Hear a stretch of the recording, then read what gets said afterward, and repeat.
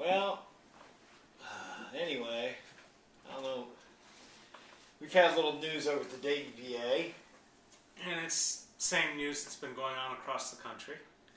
The pressures of war, maybe. I don't know. He was a veteran. Was he, off balance before he came in? You're not supposed to hire those kind anyway, are you? Well, I mean, going in and how you come out are two different sorts of things. So, the things we subject people to for a year at a time overseas it's very high pressure. Years at a time.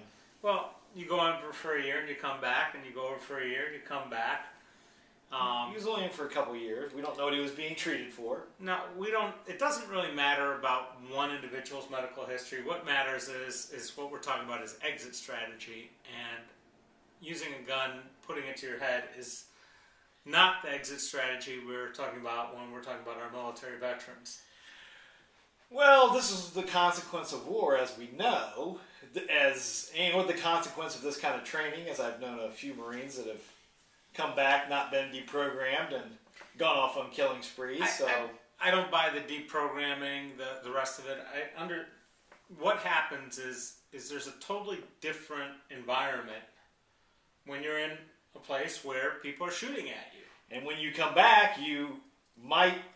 It's a tough adjustment to make. So what do we do for these veterans? There's a lot of them. There's a lot of them, and they're coming back to a horrible economy. Right.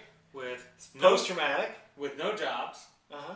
And we're not doing a very good job at figuring out how to put them back into society. Wouldn't we have the perfect solution? Instead of tearing down all those houses, maybe giving them to... Since the VA's already over there... Sure.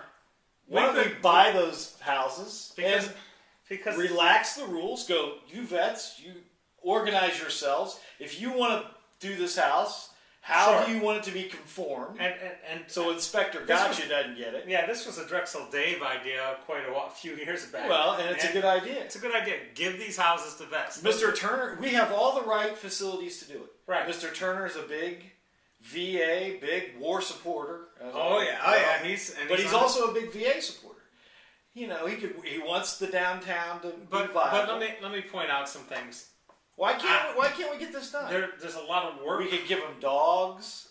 There's a lot of work that has to go into taking one of these houses and make it habitable again, and it costs money. Now, the money that we're spending on demolition, we could, again, turn around and put into investing in putting these houses back. And we could volunteer down there. They could have more of a Dayton volunteer. Absolutely, and I'm part of a group of veteran-owned businesses called v108. It's here in Dayton, and we've been talking about programs for transitional housing and for be the perfect spot over there. And also working to help these vets get back and find jobs and get into the workforce. In fact, the federal government has, since 2004, a mandate that 3% of government contracts go to service-disabled veteran-owned businesses. It's totally ignored, but the framework is there. And if we could do some things to help funnel these things into those sorts of situations, we'd be in much better shape. But most of the veteran-owned businesses only go to veterans that actually can own a business, not the ones that have been traumatized by this particular situation.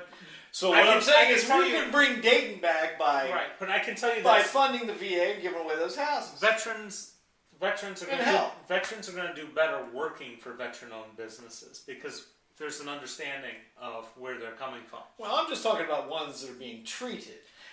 As a part of the treatment, having dogs has helped PTSD. It's in a pilot process. So we got plenty of dogs at the humane. We have all the right mix of ingredients. All we have to do is work together for it. Working together is not something we do well here. But let's try for that. Well, it would be a start. Yeah. And, the people at the Veterans Administration do an incredible job and have incredible resources and provide first-class health care.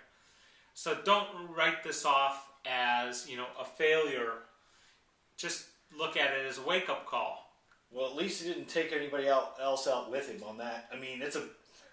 You have a gun over there. It's a blessing, kind of, but maybe it's a wake-up call that we can do something.